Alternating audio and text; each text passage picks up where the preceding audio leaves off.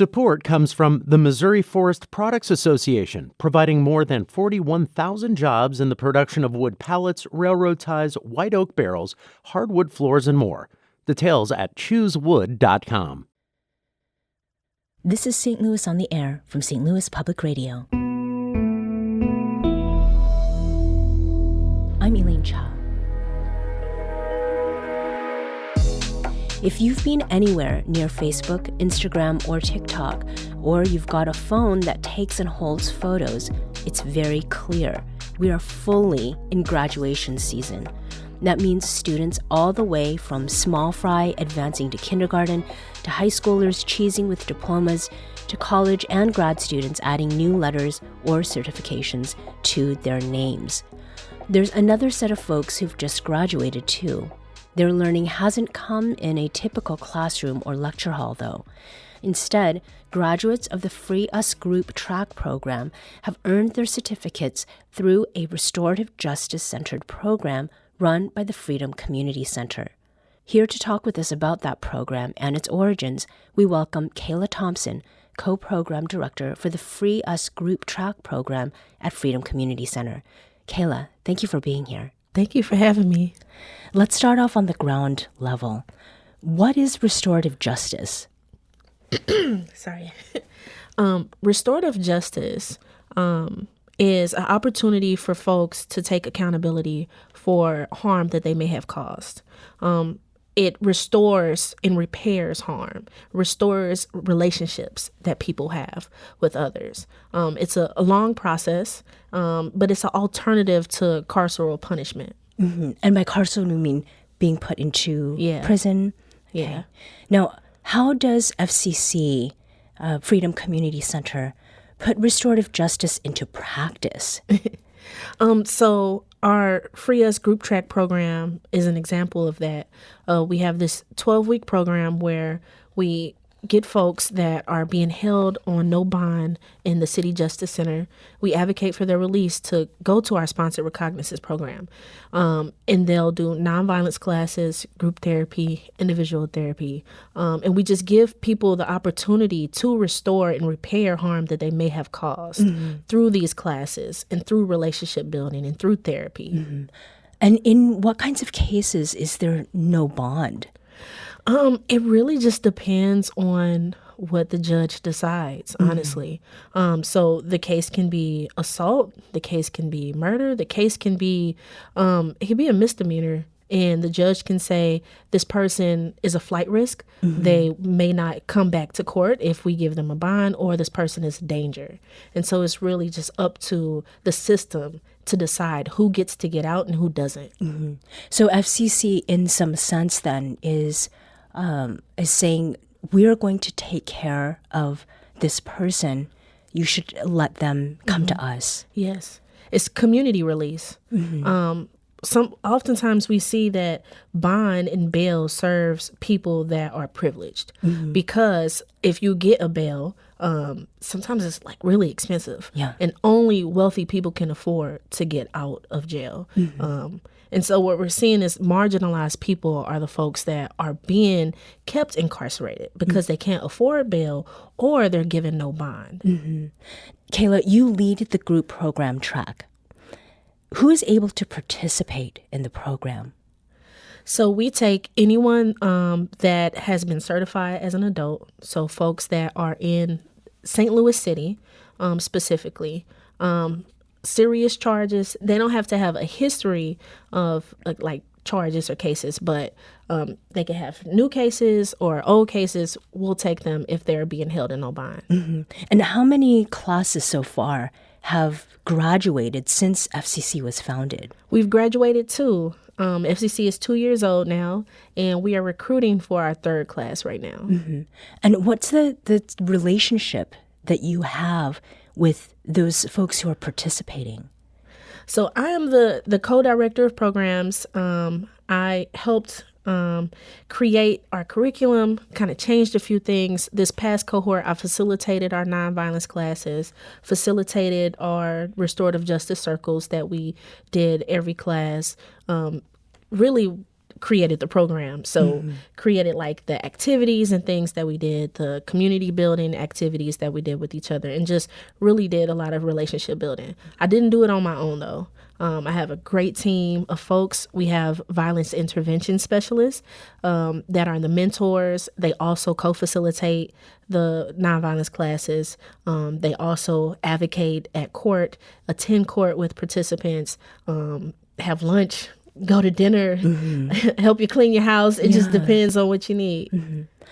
I'd also like to bring another person and perspective into our conversation. Someone who's a graduate of the group track program from Stride One, Christian Lett. Christian, welcome to St. Louis on the Air. Thank you for having me. Christian, how did you come into contact with the Freedom Community Center? I was incarcerated with no bond. I didn't have nobody in my corner but my mama. I had an interview with a therapist. He said, You seem like a really person that don't belong in this environment. And I told him that's the truth. This ain't for nobody. Humans shouldn't be in cages. I'm going insane in here. He was like, okay, I'm going to get you some help. And they showed up to my court date. They showed up to my bond hearing. They talked to my judge. Kayla personally talked to my judge face to face in court with no confidence, no flaws. They got me released, gave me a big smile and a hug when I was released, some food, a listening ear, a helping hand. They treat me like family. I heard you ask, what is the relationship? Family. It's like, you my sister, you my brother. It's you need me, I need you. You got me, I got you. It's a mutual respect built relationship. And a helping hand. So all that was provided, right, by folks at Freedom Community Center, is that what you felt you were not getting before you found yourself incarcerated? Yes. I felt lost. Me personally, I felt lost in this society. Is this world not perfect? I ain't saying it's supposed to be perfect, but this world not working. Well, the system not working if we got to be put into cages and treated like dogs for somebody to care about us or to realize that we are here and we need help. Are you willing to share a little bit about the situation or the circumstances that led to your being incarcerated?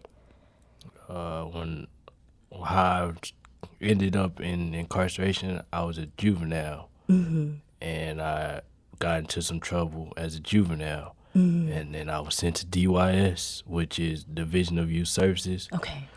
In my eyes perspective, I was not treated correctly in DYS, so I was like, okay, well, I'm wasting my time here when I could be doing these same things in the home with my mama. Yeah. So I attempted to escape the DYS facility. Oh, I see. I escaped the DYS facility. Okay, so you were successful. Yes. Right. But that landed you. Okay, then I got arrested and I had to do time in the City Justice Center. Yeah. Okay. So they sent him to the adult prison. Yeah. Or the adult jail. As when he was underage. Because he tried to escape. Yeah. And then he was given no bond, so he couldn't get out. Right. So they're keeping you in different ways. So you're participating in this group track program. You've talked about how it differed. What is the thing that really made the difference?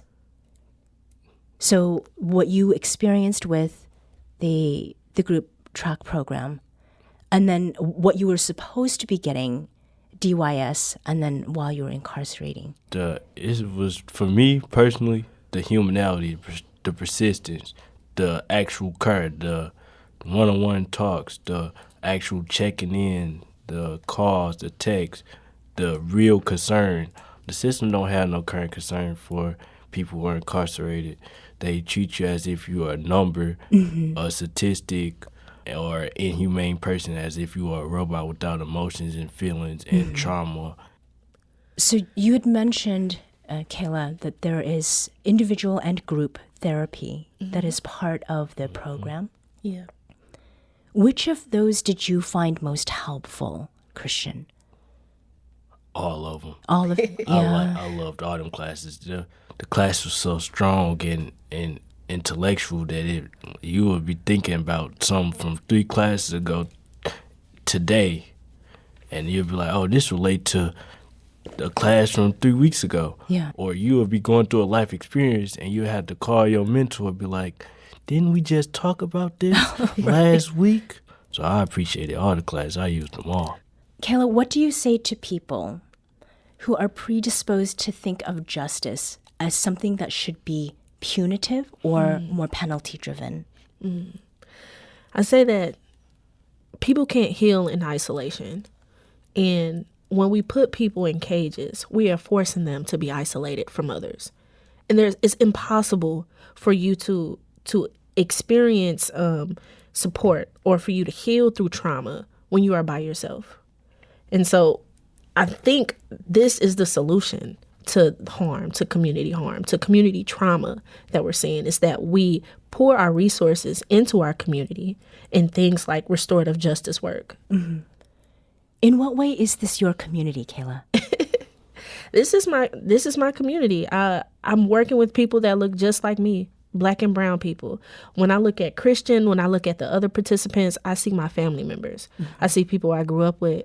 I see people that I live around. I see my neighbors. Oftentimes I'm meeting people and they know somebody that I know because this is truly my community. Yeah. Christian, when you look at Kayla, do you see the same thing? Yes. Yeah. I look at Kayla like that's my cousin. I'm going, when I come to the office, when I was going to class, I'm going to mess with my cousin. She finna teach me some stuff that I didn't know before. Or when I look at my mentor, Elijah, I look at my uncle like he come to tell me something I already know, but he gonna reinforce it. Uh-huh. And if I listen hard enough, I might hear something new. Yeah. When I look at my therapist, I look at him like the grumpy old man who been through this life before, but I know he got some golds in him. I just know he do. He really nice on the inside. We're speaking with Kayla Thompson, co-director for the Free Us Group Track program at Freedom Community Center, and Christian Lett, graduate of Phase 1 of the Group Track program at FCC. Now, having been through the program, Christian, do you feel like this approach has actually restored or given something back to those your actions affected? I mean, it sounds like the offense, the most recent one was against the institution because you broke out. But if we sort of think back to the decisions you had made or things that you were engaged in that put you in the juvenile detention situation, is there anything about that you feel like you understand better? Yes, that's the first step of the program is accountability. You gotta take accountability for everything, for your life, your decisions, your choices, your mistakes, your thought pattern, your thought process, your stress, your trauma, whatever you feel led up to this moment. You gotta take accountability and responsibility for you. What does your mom have to say about all of this? She's supportive. She say, if this what you need to be better, do it. And at your graduation, who was around you? All my family. Like I have like other long distance family members. They came to support. I have my girlfriend. She my best friend. Like she helped me through the whole 3 months. I was studying with her, reviewing questions, asking questions with her. If I didn't, I wake up in the middle of the night thinking about stuff that we had just talked about in class. She's like, what? Well, I need to get it off my mind. It was like it feel like a new world to me. Your shirt says peace and power. What does that mean to you? To me, peace and power is having peace within yourself and knowing that you have the power to do whatever. Mm-hmm. And peacefully. Kayla, what does what Christian has shared reflect about what Freedom Community Center ultimately wants to see? Just listening to him talk just made me think about one of like the earliest moments that we had together, Christian actually broke his leg right before class started. He broke his femur and he was in the hospital. Oh, wow. Me and his mentor, is it okay for me to share that, Christian? Mm-hmm. Me and his mentor went to go visit him in the hospital. And it was maybe 4 days before the first day of class. And we said, we know that this is going to be really hard for you to start class. So if you want to start in our next cohort, starting in summer, like, it's okay. And he's like, no, you will see me on Monday. I will be there on Monday. And he showed up to class after just getting out of the hospital. Mm-hmm. Same day. Yeah. Oh, yeah. Same day. Wow. Okay. And that just showed me that, like, the work that we're doing is really transforming lives. And it's not like we're doing anything extra. We're just giving people community. Yeah. We're just showing people that we care. We're just providing people with resources, too, because sometimes especially when you first getting out of incarceration, you might need a cell phone or you might need a bus pass or transportation to get somewhere, or you might have some housing insecurity. And we support with all of that because we know we can't help people if they are struggling, like if people's basic needs aren't being met. And so then we can start building a relationship when your basic needs are met. Then you can start learning, because you can't learn if you're hungry. Yeah. You can't learn if you're struggling.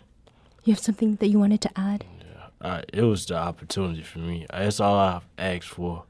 It's all I've needed. And the helping hand, that's even better. Mm-hmm. For real, a listening ear, you can't go wrong. A hug of affection, make a person cry. For real. Like, it's real. It's our reality. They open your eyes to that it's people out here that really care. Christian, are you okay with telling us what it was that you did that put you into juvenile detention? It was for a Class A felony and a Class B felony. Mm-hmm. I ain't gonna say the categories. Okay.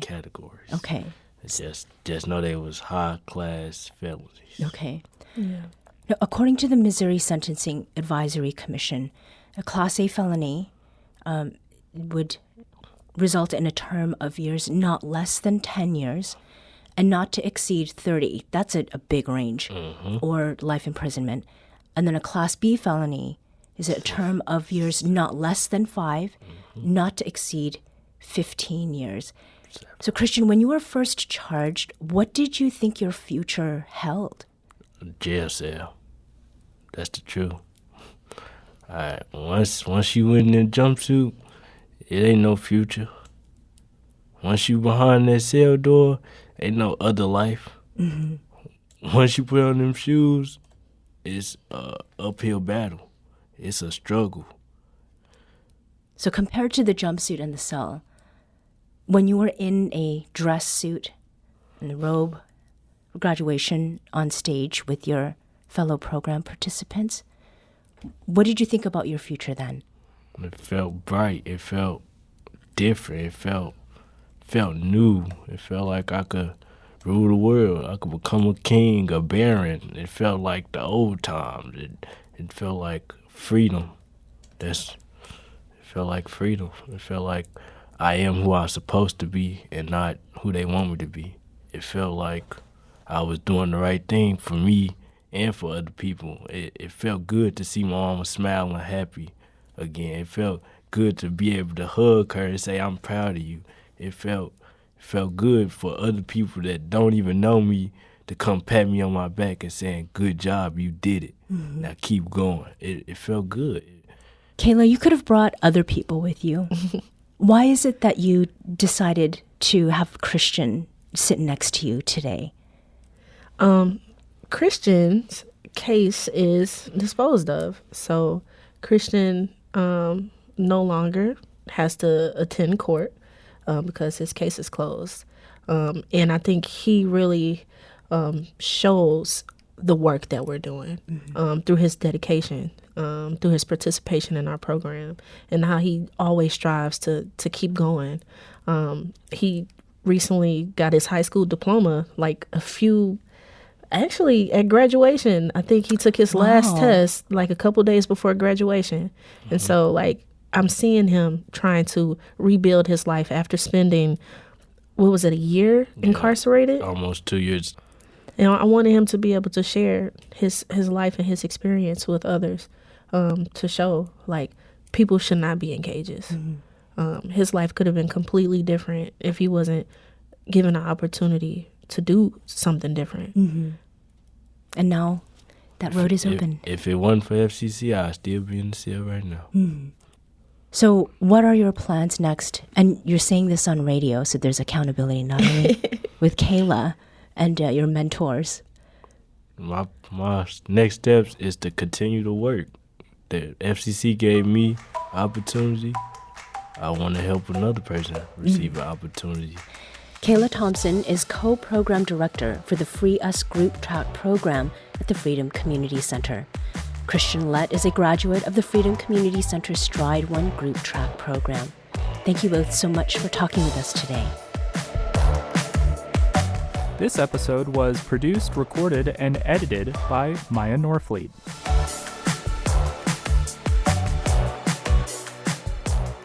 Our executive producer is Alex Hoyer. St. Louis on the Air is a production of St. Louis Public Radio. Understanding starts here. Our podcast proudly supports St. Louis artists by using music from Life Creative Group. Do you find yourself regularly listening to episodes of St. Louis on the Air? Suggest us to a friend you think might enjoy our conversations, and leave us a review and rating on Apple Podcasts on the App Store. It's the simplest way to help people discover our show. Thank you. St. Louis Public Radio is a member-supported service of the University of Missouri St. Louis.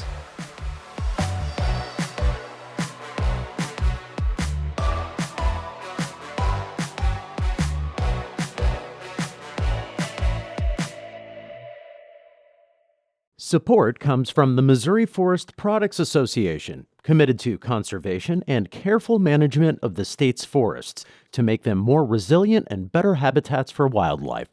ChooseWood.com.